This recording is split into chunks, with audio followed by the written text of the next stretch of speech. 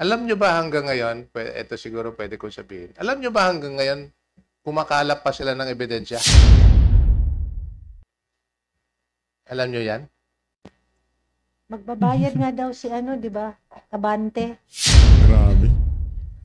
ng pamasahe ng magte-testify. Abante!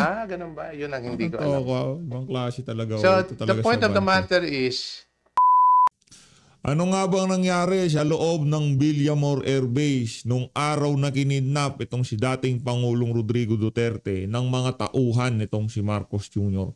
Sa kauna-una ang pagkakataon ho mga kababayan, magkukwento ho itong si Atty. Delra kung ano nga bang nangyari noong mga araw na yun. At dito sa video na to, pag-usapan ho natin ang loyalty check nitong si Marcos Jr. Kahapon kasabay ho ng pagtalakay ng ICC kaugnay doon sa apila ng kampo nitong si dating Pangulong Rodrigo Duterte para sa kanyang interim release. Pero bago yan, isang like at isang subscribe na siya na ho tayo dyan. Sa mga gusto sumali sa ating community, yung join button nandyan lang ho sa baba. Nung nakita ho natin itong mga larawan na to, na kung saan nakipagpulong itong si Adik base sa kanyang kapatid na si Amy Marcos. Adik daw ho siya Adik sa marijuana, adik pa sa cocaine. Hindi tayo nagsabi si Amy Marcos. Sinuulit lang ho natin.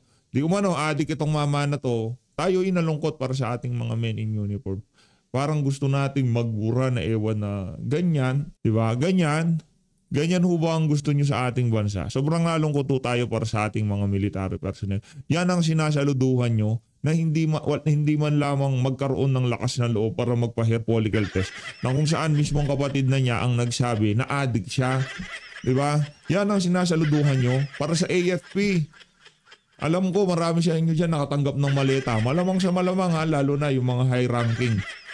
Malamang sa malamang kasi mantakin nyo hindi man lamang nayanig ang ating sandataang lakas kaugnay doon sa mga isiniwalat ni Saldico, sinabi nitong si Senator Amy Marcos. Isang bagay lang ho yan mga kababayan. Natakpan na ang kanilang mga mata sa pera at natakpan na ang kanilang mga tenga sa pera. Yun lang naman ho yung mga kababayan. At alam na rin naman ho siguro nitong si Marcos Jr. Yung naging pagkukulang ng kanyang amang magnanakaw na si Marcos Sr. na isang diktador. Ang kanyang naging pagkukulang kung bakit ipinatapon sila sa Hawaii noong mga panahon na yon. Kaya itong si Marcos Jr. sinusubukan ho niyang punuan yung naging pagkukulang ng kanyang ama. Na kung saan talagang siguro malamang sa malamang pinaliguan niya ho ng pera yung mga nasa military. Pinadala niya na sandamukal na maleta na galing dito kay Saldico.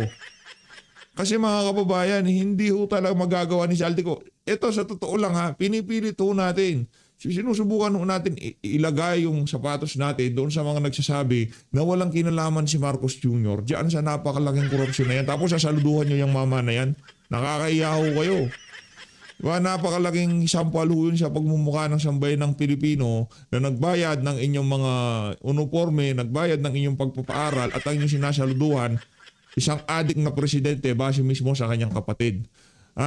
Isang presidente na di umano nagdaspalko ng pera ng sambayan ng Pilipino. Nag-insert ng sandamukal na budget sa nakalipas na 23, 24, 25 budget. O hindi ko kayo inikayat na mag-withdraw support. Hindi.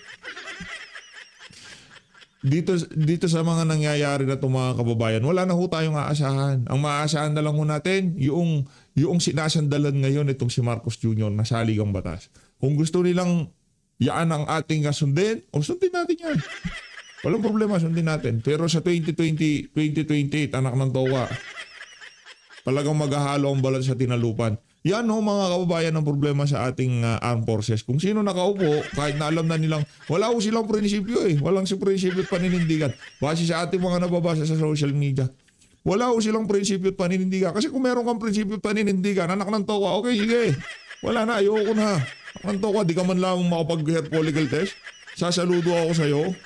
Sinasaluduhan ko, di ko pala alam adik o kung ano pa man. Kasi hindi ka nagbibigay ng Diba yung prinsipyo na lang Wala na kung ganun ngayon sa ating militar. Siguro yung mga low ranking, yung mga mabababang ranggo, meron pa mga prinsipyo. Pero dahil nga, sa sobrang hirap ng sitwasyon na ginawa ng administrasyon na to, na hindi ka basta-basta pwede mag-resign, dahil magugutom ang pamilya mo dahil walang trabaho at yan ang pinili mong profesyon, naniniwala ka na kakalungkot ho mga kababayan. Sobrang ganito ho, yan ang nangyayari ngayon sa ating bansa. Yan ho ang mga individual na dapat sana pumuprotekta sa bawat isang Pilipino. Pero ang pinoprotektahan lang ho nila si Marcos Jr. Siya lang ho ang pinoprotektahan nila. Nakakalungkot tong isipin na yung ika nga inaasahan natin, nasasandalan natin sa mga ganitong klaseng sitwasyon na kung saan hindi kami partisan pero hindi rin kami magpapakita na nakatabi sa'yo. Mahirap na kasi para kami sa sambay ng Pilipino. Patunayan mo na hindi totoo yung sinasabi ng kapatid mo, Mr. President. Mahirap Mga kababayan, kayo yung inaasahan ng bawat isang Pilipino. Hindi ko yung sinasabi mag-withdraw kayo ng support. Pero makiisa kayo sa panawagan ng sambay ng Pilipino, diyan sa hair follicle test na yan. Ngayon kung negatibo siya, saluduhan nyo siya. Kahit nakatulog, saludo kayong walang problema. Walang problema. Presidente yan Kung malinis naman talaga, saluduhan nyo. Pati ako sasaludo, walang problema. Gusto nyo Wala tayong inakayat na withdrawal of support dito. Pero para makita kayo sa likod ng presidente na yan na hindi natin malaman kung nasa tamang katinoan, huwag kayong mag-withdraw ng support. Pero magkaisa naman ho kayo sana sa panawagan ng sambay ng Pilipino. Di ba? Magkaisa naman ho kayo. Dito sa isa na to sana naman maramdaman ng sambay ng Pilipino na kaisa nila. Yung mga individual na ngayong mga panahon na to, mararamdaman nila nakakampi nila. Ako nakakalungkot to. Sa totoo lang. Wala na ayaw natin sabihin nung wala na ata talagang pag-asa kasi wala naman tayong ibang pupuntahan Siguro yung iba dyan mayayaman. Pwede kayong magpunta ng Australia, New Zealand, Canada, Amerika. Walang problema sa inyo. Pag umalis kayo dito sa bansa na to, kayo alimbawa yung mga bilyonaryo, wala. Tapos na, pero kaming maiiwan dito, mga anak namin, masakit mga kababayan.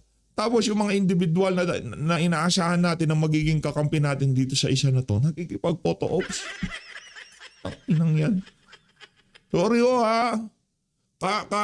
kahapon pa itong bigat na nararamdaman natin na to. Sobrang bigat. Lipat na tayo. Nakita ko lang itong post nitong si Jassy Egan itong si Jassy Egan. Palakpakan natin tong alin na to. Sa totoo lang ako bumilib ako dito. Nung dati marami tayong naririnig na alingas-ngas Dito, ganyan, ganito. Ang gulo Pero nakita ko tong alin na to. Palakpakan natin. Ibang klase, palakpakan natin. Pagmamahal niya kay dating Pangulong Rodrigo Duterte talaga napakatindi. Ibang klase mga kababayan. Sa totoo lang bumilibo ako dito sa alin na to. Palakpakan natin, Jassy Egan. Hindi ko yung kilala. Pero yung niya, yung dedication niya, yung consistency niya, yung pinapakita niyang pagmamahal kay Tatay Digong. Ibang klase mga kababayan. Ito yung post niya kagabi pagkatapos na, nakita ko lang naman to share ko na rin sa inyo.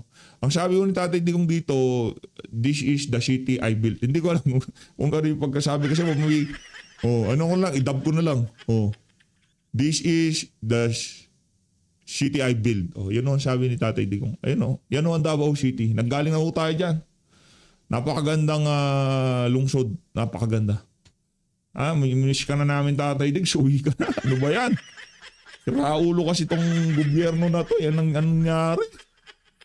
Nananahimik si Tatay Di kung di na magbipresidente yan. Ba't nyo po pinadala kasi dyan? Wala Sa totoo lang mga kababayan, napakarami nang tumatakbo sa ating utak na paano kaya kung ganito ganyan? Palakpakan natin yung mga tunay na nagmamahal kay Tatay Digong, ibang klase. Bumilib ako dito kay Jassy Egan. Sobra. Ito, isa sa mga OFW na ika nga ngayong mga panahon na to nagsalita dyan sa pag-reject ng interim list ng si Tatay Digong. Sir, kumusta na? Ingat po kayo dyan sa UAE. Palakpakan natin ito si Sir. Kalungkot, sir. Ano ba yan? Interim release ni Duterte, denied. Kaya may mga viewers ako nag-message, iyak ka ngayon, dutae ka. Hindi ako masaya pero hindi rin ako malungkot. Hindi natin kontrolado ang desisyon ng korte, pero kontrolado natin ang sarili natin. Oo, may batikos kay Duterte at karamihan may bigat, may EJK, may abusadong pulis, may kontrobersyal na mga hakbang. Hindi perpekto ang liderato niya at dapat lang siyang tanungin at singilin. Pero sa kabila ng lahat ng yan, ito ang hindi mabubura. Nakita ko ang isang pangulong may accountability, may tapang at hindi natatakot humarap kahit kanino. Panahon na mas ligtas sa mga kalsada, maraming sumuko na adik.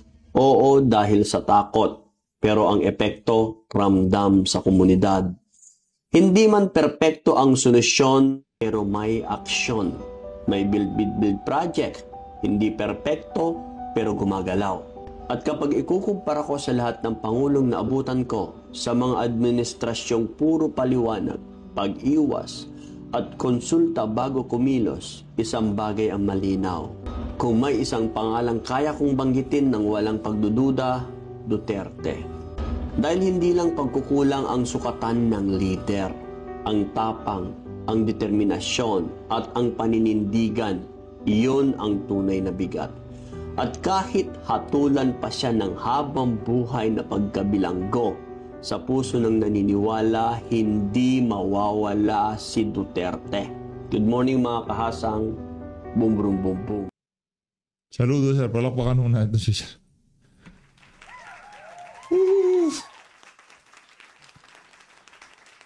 Ay, mga tatiana ko dito, pagka malungkot tayo, ramdam din nila eh. Yung tipong pagka masaya tayo, ramdam din.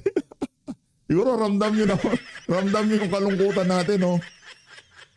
Kahit sinong mga Duterte vlogger, DDS vlogger na marinig nyo, kung nafe-feel nyo, nasisense nyo na para bang laro lang itong nangyayari na to at hindi ho sila nalulungkot. Aba, at mariramdaman mo kung peke yung ano na yan, mga kabalbalan nila na yan. Kakalungkot lang kung isipin talaga na mayroong mga ganyang klaseng tao. No? Okay lang kung taga-suporta talaga eh. Pagkaisa tayo, suportahan natin si Tatay Digong. Kaso pagka narinig mo, pagka nag-views na si Marcos, lipat kay Marcos para mga siraulo. Ito tayo kay Atty. Delgra. Ano ho ito? Ito yung naging press con ng kapihan sa PDP laban. Ha?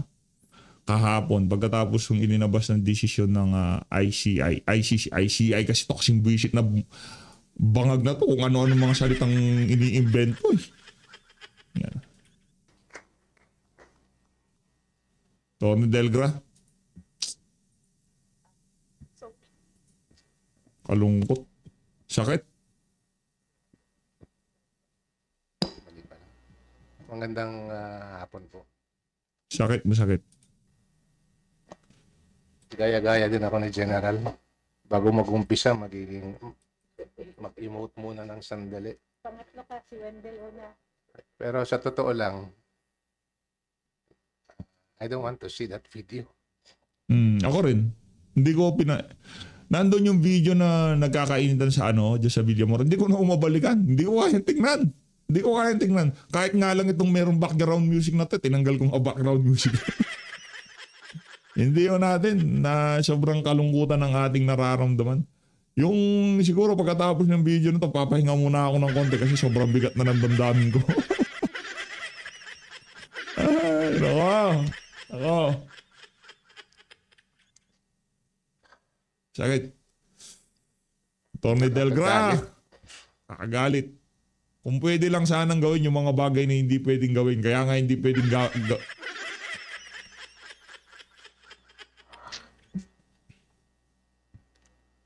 Not because of me, but because of Mayor Rudy. Because of him. But you know what? I watched that video again and I was trying to recall that almost everyone was up to their feet.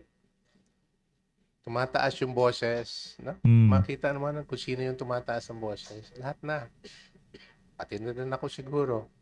But I like to put that in context, no? I have to hold my ground because some people were telling me bakit hindi ko raw binalikan or anong ginawa ko kay General Torre. But you know what? Ano ko lang ito? Pinag-isipan ko lang yun na I need to hold my ground because I need to protect the President on my side. With E.S. Medialdea on the other side.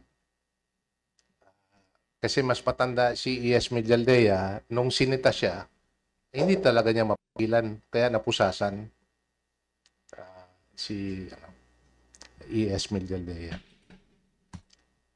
But I like to go back to my observation once I was looking at that video, that particular video. And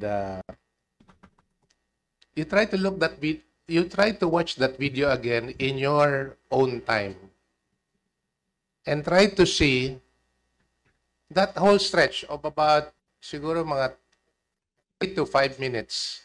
Okay?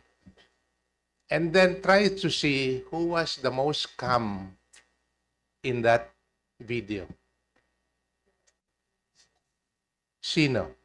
Tatay. Si Tatay. Si PRRD. Si Mayor Rudy. He was just there, sitting. Hinihila na ako. Nagagalit na si Kitty. Tumataas na yung boses ni Hanilet. Everyone was up to his feet. By the orders of General Torre, the police at the back were already about to gang up on us. But the man was sitting like this and looking around, not saying a word. And yet, siya yung focus nung Hoy Marcos Jr., walang iya ka ha. Matatapos ka na, mamamatay ka na lang. Kung sakaling umabot ka ng 80 years old o 90 years old, tatanda ka na lang.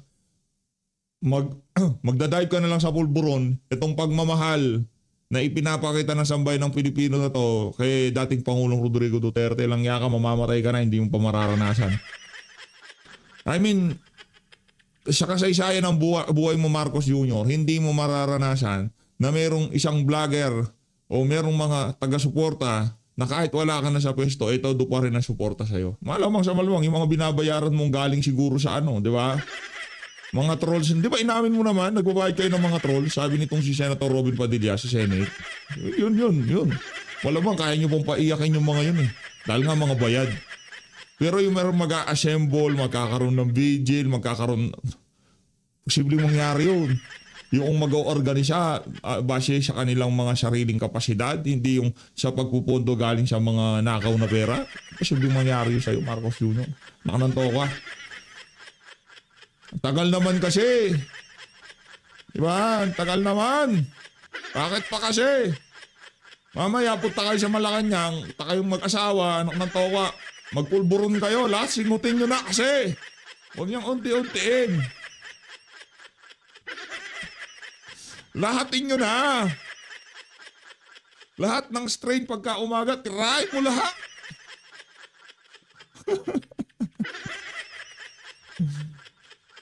Naka. nung araw na yan. Hindi lang siya yung focus. Ay, baka is-place to ha. Wala akong sinabing mamatay na siya o kung ano pa man ha. Sinasabi natin dito sa buong lifetime niya, kahit na umabot na siya ng 100 years old, umabot na siya na magurgur siya, hindi niya mararanasan ang pagmamahal na ipinapakita ng sambayan ng Pilipino kaya dating Pangulo Rodrigo Duterte sa kanya. Hindi mo mararanasan yung Marcos Jr. Pero in termino mo, tapusin mo, nakatokwa. Huwag kang magurgur. Diyan ka lang. 2028, kailangan mo mabuhay, Marcos Jr. Huwag kang mamamatay. Please lang. Huwag kang mamamatay. Huwag mong huwag mong dalasan yung pagpupulburon mo. Huwag kang mamatay, please lang. Ha? Huwag kang mamatay. Pabuhay ka, please lang. Gusto ko, pag naging presidente si BP Sara, buhay ka, please lang, Marcos Jr. Gusto ko, bawat oras, bawat minuto, bawat segundo sa pagiging presidente ni BP Sara, gusto ko buhay ka, nandyan ka sa Pilipinas. Huwag kang aalis sa Pilipinas. Kang aalis dito. Kayong dalawang mag-asawa. Dito lang kayo. Huwag kayong magpakamatay sa pagpupulburon. Please lang. Diyan lang kayo. Ingatan nyo mga sarili ninyo. Magpaka-healthy kayo. Huwag kayong magpadalos-dalos sa pulburon. Yan ang aking advice dito kay Marcos Jr. Please lang. Ha? Huwag na huwag kayong magpakalugmok sa pulburon. Pahabain nyo yung buhay nyo. Gusto ko pagka presidente na si VP Sara, nandiyan kayo sa Pilipinas. Lalo na yung asawa mo. Siya yung objective ng BBM administration at ng mga kapulisan who carried out the orders. But he was the most calm person in the room. And he was just looking around. And the only time he said something was, Hanelet was already raising her voice. But he was not addressing Hanelet. He was addressing the policewoman who was holding the hand of Hanelet, or the arm of Hanelet. He was saying, wag mo na lang hawakan, wag mo na lang hawakan. So makita mo na yung tao, matanda na, 80 years old, but still with a very sharp mind. At least at the time, 8 months ago. And when I heard the news that he has difficulty having to stand trial, and that really brought me down. Everyone. Not only my family, but everyone. And I hope and pray that God will grant him the grace of good health, sustain him psychologically, emotionally, as we go through this, as he goes through this with everyone of us praying for him, supporting him, rallying for him, and everything that we need to do to bring him home. I'd like to divert a little bit with Colonel having to say something about yung mga nasa AFP at saka PNP. And I would like to affirm, I can say this, no? I'd like to affirm that there is so much support in the organization. At manggagaling yan doon sa tao. In one of those conversations, I've seen the man up close and I've seen the man from a distance. Kung ano yung makita nyo, ano yung marinig nyo, ganon din siya pagkatabi mo siya. Walang plastikan, walang pagbabago. Okay? One time, he mentioned about, not necessarily the exact words, but basically what he said was, yung trabaho ng isang tao, na yung trabaho niya ay magpakamatay sa bayan, saludo ako. And he was referring to the AFP, yung mga kasundaluhan at mga pulis.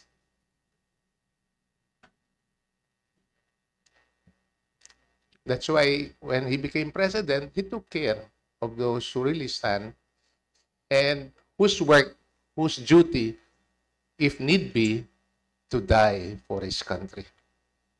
And it is at this time that he has called upon those who admired to do your duty and stand up for your country. Yun ang sinasabi niya. Having said that, kahapon I flew in from Davao. And I was surprised, sir. Alam ko na marami akong nakakausap na mga retired military officers and enlisted men. From time to time, in fact, nagte-text, mga ganun. Pero, I was surprised that yesterday, in the airport, a person came to me and asked me, ikaw ba yung abogado ni PRRD? Sabi ko, opo, isa po sa mga abogado. Gusto niya magpa-selfie and I have to oblige. So, nagpa-selfie. And then, in return, I was just curious. I have to ask. Sabi ko, ano po yung trabaho niyo, sir? Hindi ko na lang sasabihin ko ang pangalan, anong ranggo, sundalo po. No? At may ranggo. And sabi ko, okay lang po ba kayo? Okay lang po ba sa inyo, sir? Sabi niya, okay lang po. Kasi yung sentimento po ng mga kasamahan nila nasa kay PRRD. And to me, that is uplifting. Kasi nga, there is one brave person because normally you don't get those kind of reaction. And really, that reaction coming out publicly, expressing it publicly. But I appreciate it very much. Sabi ko, ituloy nyo lang yung serbisyo nyo sa bayan. Yun lang masabi ko.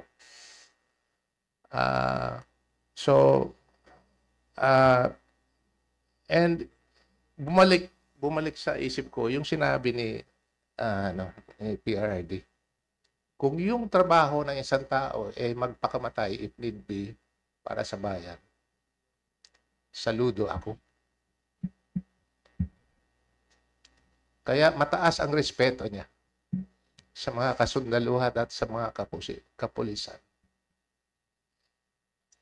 However, as in all things and in all statements, at sa lahat ng mga sinasabi niya, at the end of the day, he would always say, I take full legal responsibility sa mga ginawa ng panahon ng panunungkulan niya.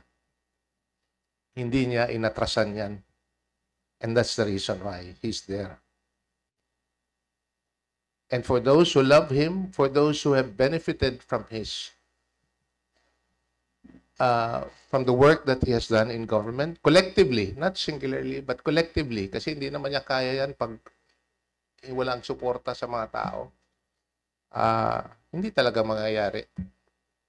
You know, yung mga mabuti, magaganda, magagaling na nangyari sa panahon ng administrasyon niya. Segue lang ako ng konti sa isang bagay para sa bayan. Hanggang ngayon, iniisip ko lang talaga kung merong isang proyekto na pwede mong i-accredit o credit sa administrasyong ito. Think of one project. Yung malalaki ha, yung malalaki. Kahit nasaan kayo galing. Siyempre, yung project na alam natin, blew before our very face, before us, yung flood control. Yun ang problema. Pero think of a project na talagang napakinabangan or ginagawa na mapakinabangan ng taong bayan. Na ginawa, na iplano, o na nasimulan ng administrasyong ito. Kayo na po ang sumagot kung meron man. Ano po? Ayun ang problema. Kasi po, hindi yung proyekto. Nasa tao talaga yan kung gustong magnakaw. Talagang papasukin talaga yung bahay nyo kung gusto talaga magnakaw. Yun ang problema. No? But I'd like to make a disclaimer. I'm not a lawyer in the defense team dun sa Hague. Nakikiusap lang ako kung ano yung pwedeng maitulog natin doon sa legal team. Yun lang po ang paminsan-minsan ginagawa natin. But other than that po, dito po tayo focus like what happened during the election po.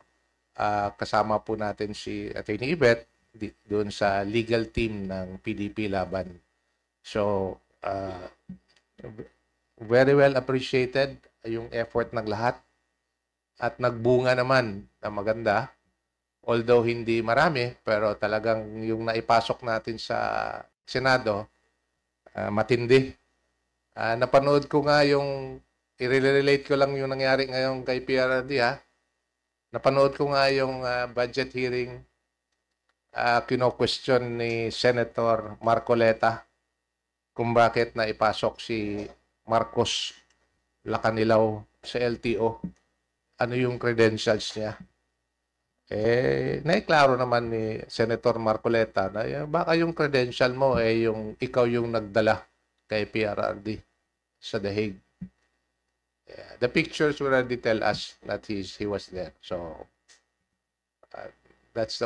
I think that's the only plausible reason why he got that post.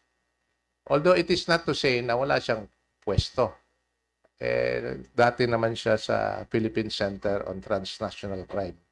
May pwesto siya. Siguro, mas malaki yung sa LTO kasi mas malaki yung organisasyon. Hindi ko na lang isipin na mas malaki yung sinasabi mo kanina, sir. Basta malaki. Pero whatever is the case, I think there is a question of credibility insofar as the leadership of the Land Transportation Office is concerned today. So, binibilang na yung minuto, siguro mga 35 minutes, magsisimula na yung hearing. At I was told, I don't know if you can do it live or they can have it live. But yung video po na manggagaling sa ICC, I was told may delay po yan.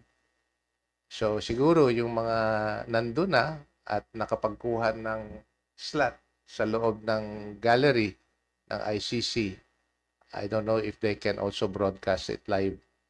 I mean, not broadcast it live, but report live kung ano talaga ang mangyayari. So let's continue to pray for Mayor Rudy, Pare! for An! PRRD. Ilakbo mo na, kunin mo yun. Sino yun? Sino yung nagsasalita? Nagulat naman ako sa iyo, madam. Ang ingay nyo naman di sa kapihan. Gulat ako na. An, isara mo.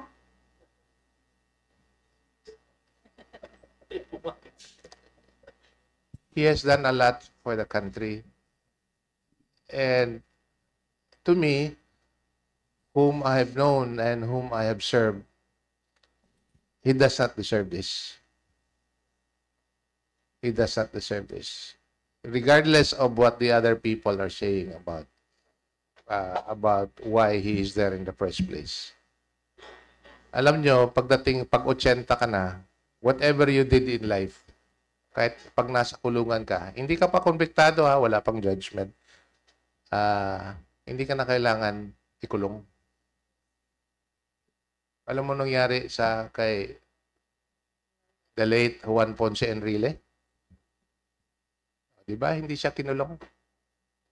Napalaya, pangsamantala, kahit na nililitis yung kaso niya. Or take the case of former First Lady, si Imelda Marcos. Ganon din. Mas bata pa nga si First Lady Imelda Marcos at the time that the court granted temporary liberty sa kanya. Mas bata pa siya compared kay Mayor Rudy, kay PRRD.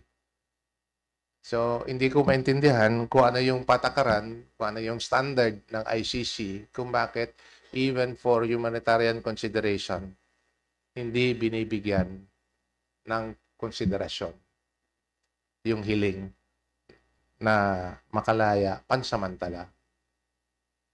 And he has said this many times. Kung sa sinasabi nilang kung mapalaya yan, hindi na yan he would be a flight risk. I like to believe that, as he have said, he will assume full legal responsibility. And being a lawyer, he will set this through and push this through to its conclusion. Hindi ko na, aywan ko kung meron akong pwedeng masabi sa publiko patungkol sa kung may ebidensya ba yung kabila. Alam mo, yung sa mga abogado, pagdating sa kaso, ang tinitingnan namin, yung ebidensya. No? For and against our client. Alam nyo ba hanggang ngayon, ito siguro pwede kong sabihin, alam nyo ba hanggang ngayon, kumakalap pa sila ng ebidensya? Alam nyo yan? Magbabayad nga daw si ano, di ba? Abante Grabe. ng pamasahe ng magte-testify. Abante! Ganun ba? Yun ang hindi ko Oo, alam. wow. Ibang klase talaga. So, Ito the talaga point si of the Abante. matter is, ganito yan. If you would allow me for a few minutes, merong warrant daw. May warrant, inaresto, dinala, at ibinilanggo until now. Pero, meron yung tinatawag na confirmation of charges hearing. Ibig sabihin, dun pa lang makukumpirma kung ano yung kaso o ikakaso sa kanya. Hindi pa po nangyayari yan. Under our Philippine judicial system, ikakalap muna, imbestigahan, ipa-file sa prosecutor's office, at kung may sapat na ebidensya, yung tinatawag na probable cause, that is the only time they will file it in court. And once filed in court, wala na pong ebidensya na pwede mong iangat. Yung ebidensya na nakalap mo, when you build up the case and file the case with the court, yun na po yun. Unless there are a few exceptions, yung tinatawag na newly discovered evidence, blah, blah, blah. Pero the point there is, yun na yun. Pero ngayon, sa naririnig natin, sa sinabi na rin ni Ma'am Astra, nangangalap pa sila ng ebidensya. So, yun po ang masaklap dyan, pero I think that's how different, if I may say, how the ICC works in having to prosecute this kind of cases. So, hiling ko lang talaga at hiling ng aming pamilya to continue to pray. Sinasabi ko nga na pag may mga taong kumakausap sa akin, sabi ko, kung yung trabaho ng abogado ay tapos na, kagaya nito, no? Umapila at it's now in the hands of the judges, pagkatapos yan, akyat na tayo sa Panginoon. Kasi siya na yung bahala. Kung ano man mangyayari. After what we have done for everything that we need to do for PRRD. So, please, whatever happens today, kasi today naman, whatever happens today, hindi pa po tapos ang kaso. The issue is just as to whether, just to answer the question as to whether PRRD would be granted interim release, yung pansamantalang paglaya, habang nililitis yung kaso. And it is our prayer, it is our hope, and I hope it is God's will as well, that our prayers would be answered. Yun lang po ang hiling ko para sa Kanya. Salamat po. Siguro, my wife received a prayer and shared it to me, and if I may, allow me to pray with me as I read this prayer. Okay lang po ba?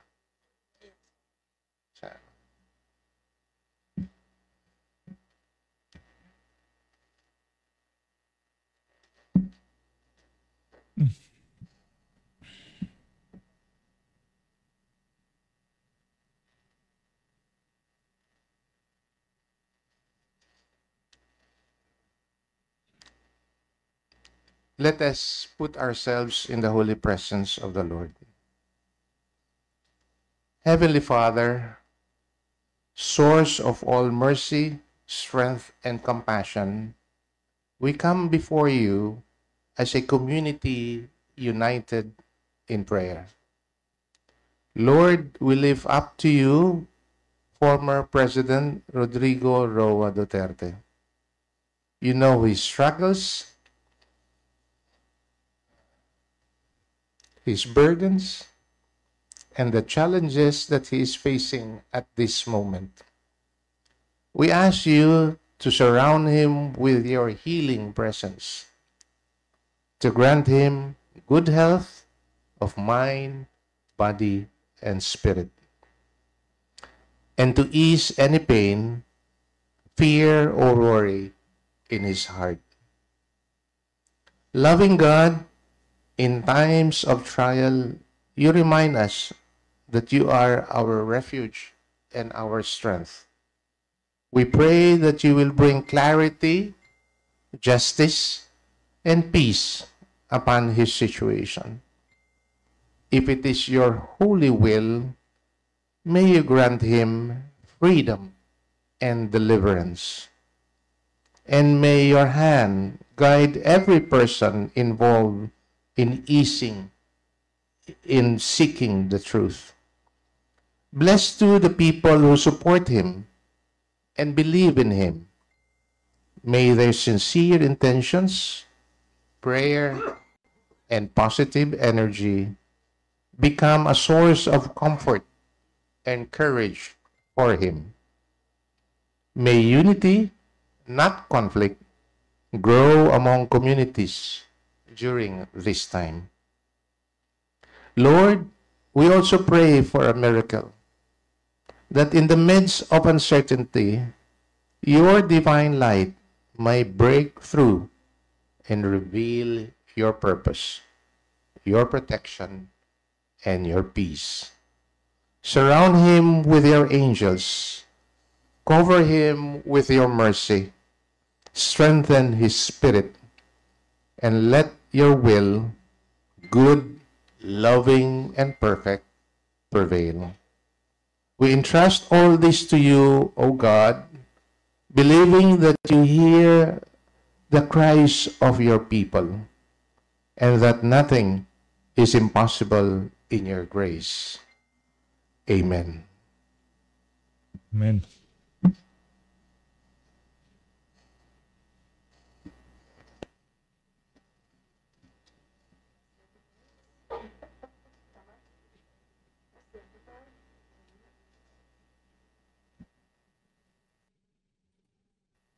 Na, Attorney Martin, how would you characterize po yung pag-deliver kay FPRRD sa The Hague? Would you call this as a surrender? ang plano na arestuhin na walang base at dinampot at dinala sa Hague. Yun po yung opinion ko dun sa nangyari sa kanya ngayon. Maraming salamat, oo. Yes po. Pwede daw mag-question ang Bombo Radyo. Bilyonaryo. Bilyonaryo, News Channel, Bilyonaryo BNC. News Sa Channel. inyo galing yung balita, Na yung 65%. trust rating. Merong microphone nandito sa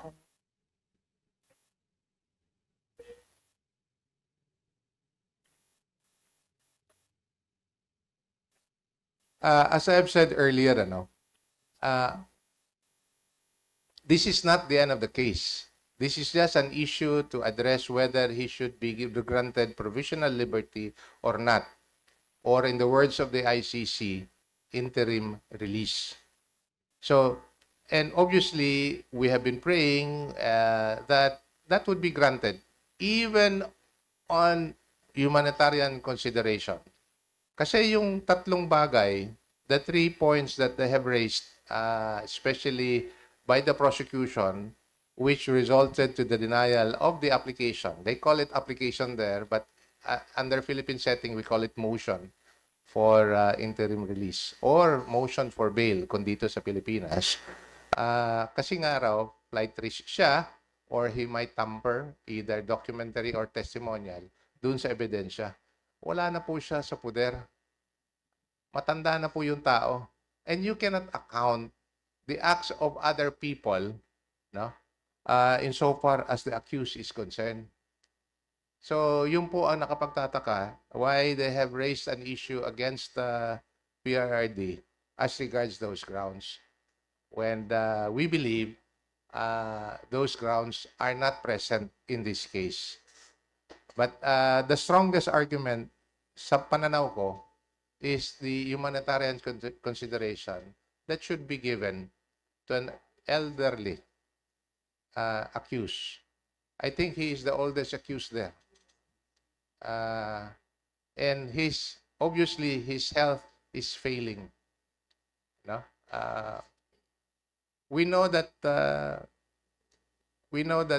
he's frail when he was here, and I know that for two things, it's affecting him.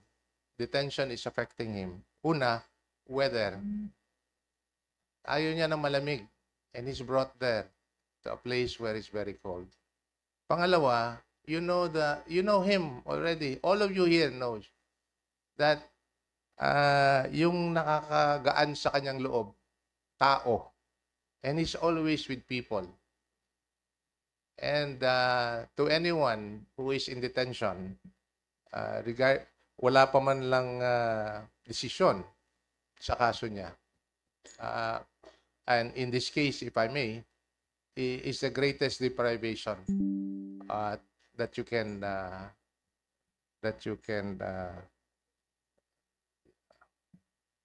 hirap, ma'am. Ayun na nga mga kababayan, dito na muna tatapusin ang ating reaction video. Ano lang, pagdasal na lang ho natin itong si Tatay Digong na magkaroon ng malakas na pangangatawan, yung kanyang health, no? Dahil yan ho talaga ang number one na talagang concern sa kanya, kahit ng mga kapamilya niya talaga, yung kanyang health.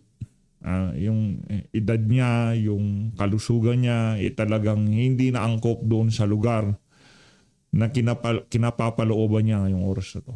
Salamat mga kababayan. Manatang Pilipinas.